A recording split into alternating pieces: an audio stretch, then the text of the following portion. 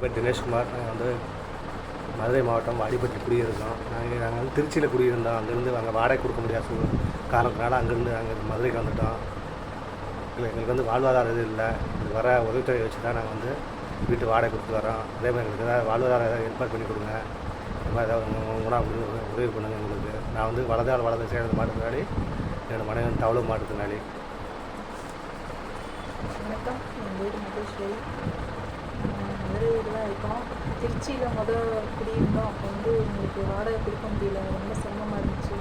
இங்கேயும் ரொம்ப கஷ்டமாக இருக்குது. 3000 கேட்குறாங்க வாடகை. எங்களுக்கு வர்றதே 2000 தான் வருது. அது கொடுக்க முடியல. இவருக்கு 1500 வாடகைக்கே போயிடுது. அது சமாளிக்க முடியல. அதாவது கொஞ்சம் பெரியவங்க எங்களுக்கு உதவி பண்ணால் நல்லாயிருக்கும். எங்களுக்கு வீடு இல்லாமல் இருக்கும். எங்களுக்கு வீடு மட்டும் வச்சா போதும். அதை வச்சு எப்படி வச்சுக்குவோம். நாங்களும் நிறைய பேச்சுக்கு போயிருக்கோம். பார்க்குறாங்க தவிர மற்றபடி எதுவும் கேட்டு இல்லை.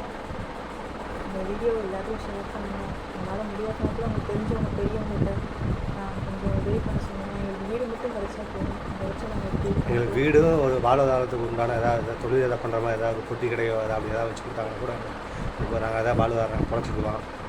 ஒரு வேலைக்கு கேட்டு போனால் நீங்கள் இப்படி இருக்கீங்க, எப்படி வேலை பார்ப்பீங்க அப்படின்னு சொல்லி ரொம்ப மனசு கஷ்டப்படுற மாதிரி பேசுகிறாங்க. ஆனால் எங்களுக்கு வேலையும் கொடுக்க மாட்டாங்க. ரொம்ப சிரமமாக இருக்குது. எனக்கு ஒரு உழைக்கிறதுக்கு ஏதாவது ஏற்பாடு பண்ணி கொடுத்தா போதும். ஒரு வீடும் இது இருந்தால் போதும் எங்களுக்கு. நாங்கள் அதை வச்சு எப்படி முன்னுக்கு நிற்குவோம். மட்டும் பெரியவங்க யாரும் பார்த்து எங்களுக்கு உதவி பண்ண கொஞ்சம் நல்லாயிருக்கும்.